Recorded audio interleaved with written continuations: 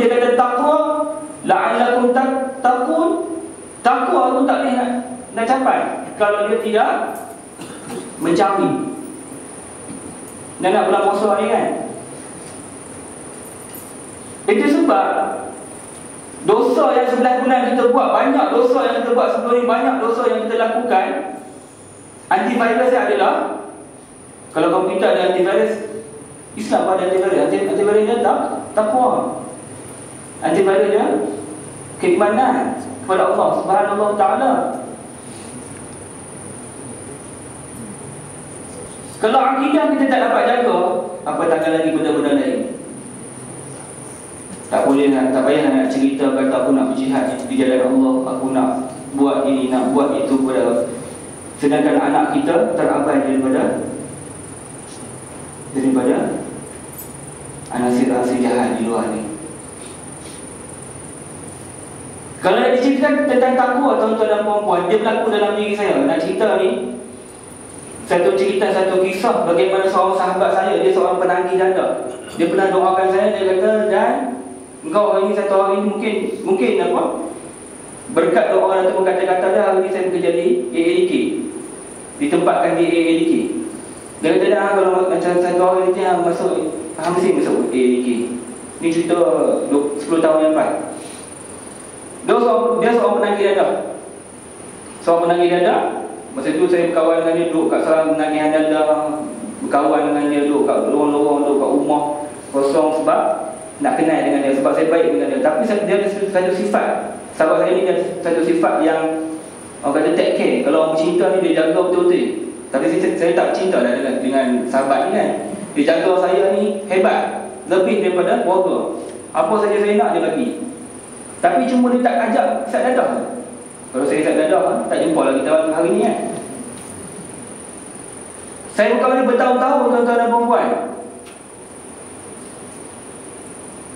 Dan satu hari ni, banyak kali ada kata, aku nak berhenti isap dadah. Tapi tak berhenti-berhenti pun. Biasa nanti ni dia cakap, nak berhenti, nak berhenti. Tak berhenti-berhenti pun.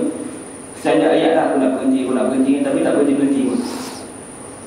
Akhirnya saya terputus hubungan dengan dia. Dia pergi ke Sarawak, dia masih menagih dada. Habis saya mengaji balik pada Pakistan, saya jumpa balik dengan sahabat saya ni. Bila saya jumpa dengan dia, dia masih lagi menagih dada. Ketika tu umur dia 30 lebih lah, dia kurang. Dia meninggal 44 sebab HIV. Masa tu bila dia balik daripada Sarawak, dia dah ada HIV. Dia siap dah suntik. Kalau suntik ni, kalau dalam daging dada, dia makan paling tinggi lah. Kalau cakap makan besar tu biasa. Kalau sampai suntik ni, dia makan paling tinggi. Memang pernah habisan itu.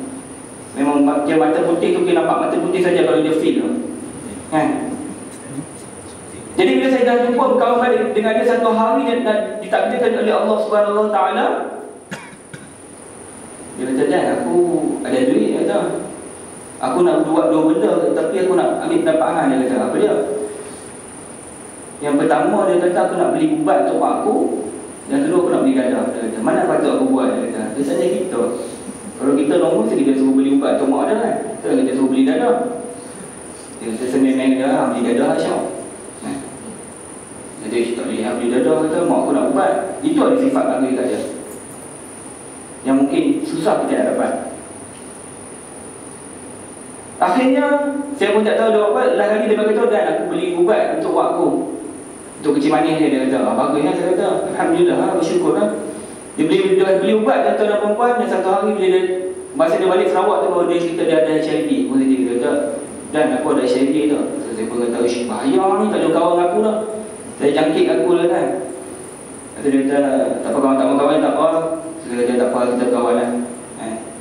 Kawan-kawan tuan-tuan dan perempuan, satu hari dia pun cakap dengan saya. Dia kata, Dan, aku ni nak kerja, tapi tak ada kerja apa aku nak buat. Kemudian dia kata, nak kerja, baik aku projek. Saya telefon seorang sahabat saya di tafsir Quran. Tafsir Quran. Saya jumpa sahabat saya ni, dia guru tafsir kan, mudir tafsir Quran ni. Sahabat aku jumpa ni, dia sore pun tafsir Quran pun tanya. Guru kawan sahabat saya pun tanya. Dia kata, hang boleh mengajar Quran kan? Dia menagih, bekas menagih. Betul tak boleh mengaji Quran pun boleh tentu kan? Tak boleh boleh ya kata. Makam tinggi sangat kata, bagi yang biasa-biasa dia kata. Kerja biasa-biasa. Kerja biasa-biasa kerja nak apa? Sudah tadi, Ibu pun tanya kata, hang boleh buat apa dia kata. Aku boleh cakap bahasa Inggeris dia kata. Aku ada skill untuk mengajar bahasa Inggeris. Cantik kan? Kalau hang ada mengajar bahasa Inggeris, hang mengajar dekat sekolah anak-anak murid aku mengajar bahasa Inggeris. Kita pun mengajar bahasa Inggeris tuan-tuan dan perempuan. Dapatlah kerja dia. Gaji tak tentu dia bagi ikut dak. Daripada dia mengajar bahasa Inggeris tuan-tuan di sekolah tahfiz ni tuan-tuan dan perempuan, dia pun jadi tok apa? Dia pun jadilah tok kebun, bawa driver untuk anak-anak tahfiz ni dan segala-gala macam dia buat. Sebab dia ada satu sifat yang bagus dekat itu, ikhlas. Dan satu hari ni saya bawa dia pergi jumpa tok guru-guru daripada PAN. Saya tak faham saya PAN, tapi saya nak pak kata dia jumpa dengan tok guru-guru yang ada di Parti Islam Malaysia PAN. Jumpa tok guru-guru ni, guru salam dia, kenal. Lagi satu hari dekat kawasan rumah dia tu nak ganti pemuda. Nak cerita ni, nak ganti pemuda tuan-tuan dan perempuan, dan yang main pemuda dah seorang pemuda, tak ada orang lain. Semua letup. Pemuda mesti pemuda, mana boleh letup kan. So tengok-tengok tu pengurusi tu, tengok mana pemuda yang aku nak lantik tu, dia seorang je. Tak ada orang lain yang nak lantik juga lah dia. Lantiklah dia jadi pemuda. Nak cerita rasa daripada penagih. Cerita daripada penagih nak naik makam tinggi tu tak kuat. Dia pun terima. Dia jumpa saya, dia kata, aku menjadi pemuda lah. Pemuda apa? Pemuda PAN lah kau. Hebat kan? Bila jadi pemuda tuan-tuan dan perempuan, dia terpaksa jumpa tunggu-tunggu yang ada yang atas-atas ni, yang hebat-hebat atas-atas ni kan. Jadi semua orang kedai dia sebab dia pemuda. Satu hari ni ditakdirkan oleh Allah, penyakit dia pun semakin serius. Tapi orang tak tahu kata dia ada HIV. Dia seorang yang tahu. Orang dia tak tahu kata dia ada HIV, pemuda ada HIV. Kalau orang tahu tu, hang ni kena turun pangkat dah. Lain kali satu hari ni ditakdirkan oleh Allah, dia pun nazar. Dia nazar kat rumah. Sampai nazar kat rumah tuan-tuan dan perempuan, saya pun pergi rumah dia waktu dia nazar tu. HIV tuan-tuan, satu penyakit yang memang tak ada ubat sampai hari ni. Dia akan keluar, kalau dia dah tahu dia akan keluar putih, muka-muka putih. Kalau itu peringkat yang keempat, peringkat penghabisan yang tak boleh nak ubat lah. Bila saya pergi rumah dia tuan-tuan, yang pertama yang saya rasa ni lah, tuan-tuan tak tahu lah, pernah rasa tak tahu.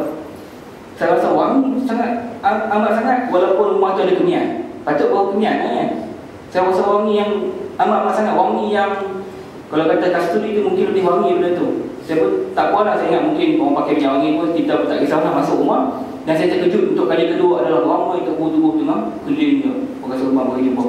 Macam tubuh besar mati tu. Nak mati, macam tubuh besar nak mati tu saya kata. Dulu waktu saya mengaji di Pondok Pak Ya pun, Pak Ya nak meninggal tu walaupun beribu ramai mandi apa sembahyang jenazah buat dia. Itu tak apa sebab tubuh besar. Hak ni saya kata, uish, hebat orang ni dia kata. Saya kata, bila Datuk Guru duduk salam dia, nasihat kata, tak apalah, kau dah sampai masanya. Saya pernah cakap dengan dia, kata, kau Mat, kau tahu bila kau nak mati. Bila hang nak mati, hang tahu hang nak mati. Aku tak tahu bila. Yang hang bersedia juga lah, ada persediaan kan. Buat amal ibadat apa semua, dan hang bersedia walaupun dia tahu bila dia nak mati. Yang kita ni tak tahu bila nak mati, kita pun tak bersedia. Kemudian bila Datuk Guru tu, esok tu pun saya main kali kedua, dia pun tengah nazak lagi. Kejutan yang ketiga, budak-budak tahfiz yang duduk sekolah dia pun kali ni baca yasin dia keliling. Macam tu guru besar mati keliling. Hampir mati kan. Akhirnya ditakdirkan oleh Allah, dia meninggal dunia. Nak bawa pergi ke tanah perkuburan tuan-tuan dan puan-puan, ketika tu memang suasana yang amat salju lah kata. Dan wangi tu tetap masih lagi wangi macam mana saya bawa ketika tu, waktu hari kedua. Sampai dia mati, sampai tanah kurang saya duduk bawa tu. Padahal saya tak pakai minyak wangi.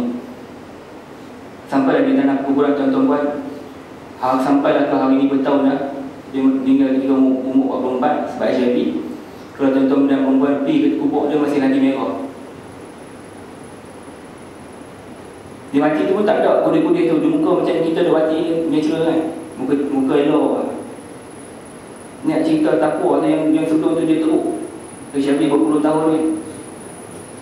Dan akhirnya bila dia mati sampai hari ni, saya dah pergi kubur dia duduk merah macam orang tengah bawa lepas tanam. Saya tak tahu untuk guru saya dah mengajar kata kalau berlaku keadaan macam ni, dia ni husnul khatimah kan.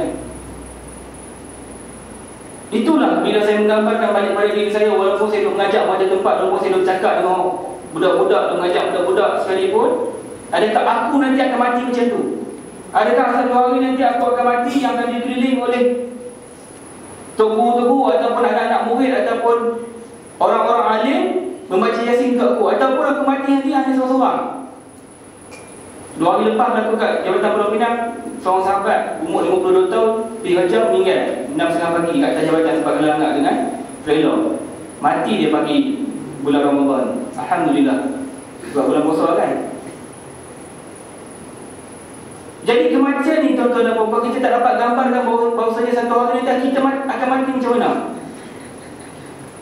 Liyabluwakum ayyukum ahsanu amala, sebab Allah akan melihat seseorang itu sudah amalannya mutu ke tidak, adakah amalannya yang terbaik ataupun tidak, adakah amalan kita satu hari nanti akan capai takwa itu sampai ke tidak, adakah selama ini kita dalam bulan puasa ni dah sampai 14 hari ni, adakah takwa kita dah tingkat ke belum, ataupun hanya cukup 5 waktu yang kita buat. Itu sebab dalam bulan puasa ni tuan-tuan dan puan-puan, kita cuba kita kira berapa banyak yang semayang. Banyak rakaat tuan-tuan dan puan-puan, saya kira banyak. Semayang wajib berapa rakaat dah? 17. Selain sunat kita dulu buat qabliyah, ba'diyah berapa rakaat dah? Tarawih dah berapa rakaat? Kalau kita tambah qiyam mulai berapa lagi dah? Itu sebab saya nak cerita dekat budak-budak kat mana-mana, bila bulan puasa ni tuan-tuan dan puan-puan, kita seperti pergi pusat latihan. Kalau kita bekerja tempat kita pergi satu pusat latihan ataupun camp, kita hantar anak-anak kita pergi camp, dia ada latihan yang diberikan ataupun modul-modul yang digunakan. Macam tu juga bulan puasa, bulan Ramadan ni 11 bulan kita banyak buat dosa. Bulan puasa ni lah kita membuat latihan untuk menghilangkan ataupun untuk menghapuskan dosa-dosa tu tuan-tuan dan puan-puan. Modul apa yang kita guna bulan Ramadan ni? Yang pertama, kita berpuasa tuan-tuan dan puan-puan. Itu sebab bila Allah kata kamu kena diwajibkan berpuasa seperti mana kaum terdahulu, maka kamu wajib berpuasa supaya kamu capai takwa tu. Itu modul pertama, sebab kita kena puasa. Itu sebab walaupun kita tengok kita berpuasa, tetapi kita masih tengok lagi maksiat berlaku. Walaupun kita berpuasa, kita masih melihat lagi orang tidak sembahyang. Walaupun kita berpuasa, kita masih lagi melihat orang memakai skirt. Pergi pada Ramadan tengok, baik yang pakai skirt Ustaz pun tengok macam mana. Sekali tak apa, jangan 2 kali. Kamu tak bilang tu dapat roh, itu roh takwa, tak kucing, roh takwa. Itu sebab pada Ramadan ni, walaupun kita tengok semua menahan diri, lepak dan dahaga ni, ada lagi duk cocek membuat orang kan. Aku dengar main ni, tentang aku buat kuih bagi jiran sebelah, tapi jiran dia tak balas.